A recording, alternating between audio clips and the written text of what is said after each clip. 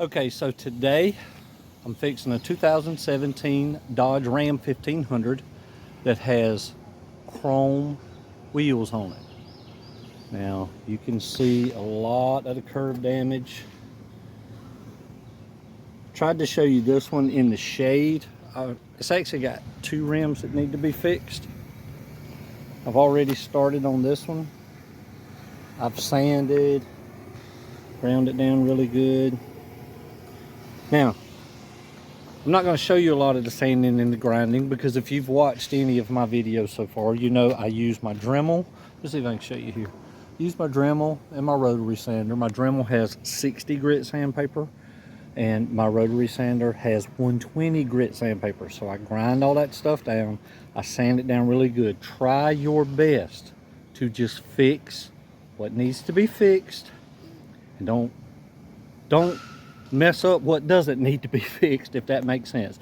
Take your time, do it slow, just fix what needs to be fixed and then clean it off really good. And I'm going to show you how I fix an older vehicle and make them look good as new.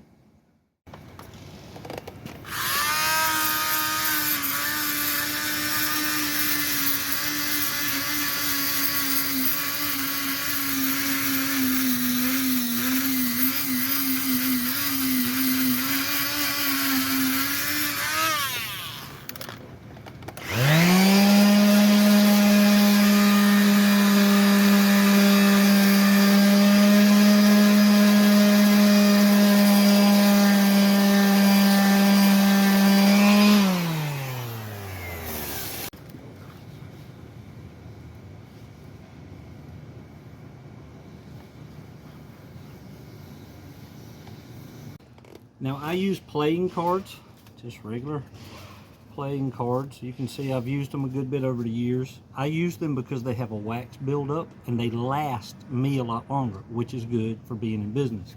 You can use index cards. You can actually tape it off if you want to, but a deck of cards, can't beat it.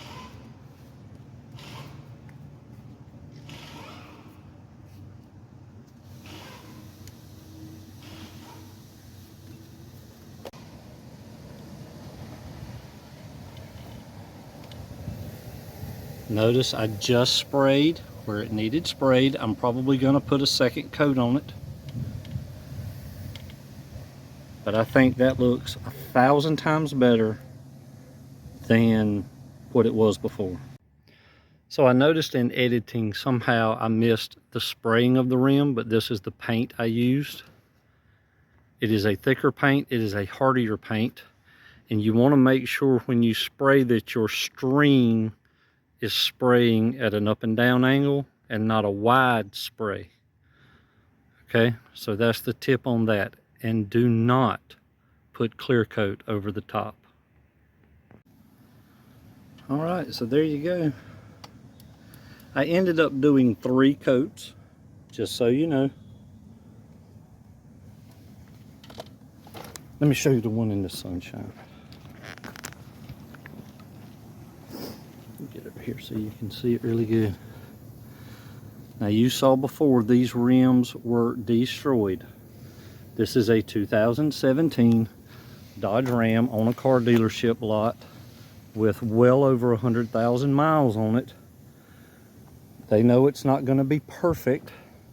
They're not looking for the perfection, but that looks a whole lot better on a vehicle with this many miles than scuffed up, destroyed chrome rims. So 3 coats allow more time between painting. Instead of 10 minutes, give it 15 to 20 minutes. This is a different style paint. It's a lot thicker, requires a little bit more drying time. So there you have it, chrome rims, good as new, not brand new. If you're doing this as a DIY project, take your time. I understand I move at a fast pace, but I do this for a living, so I'm moving at a fast pace because I have a lot of rims to do in a day's time.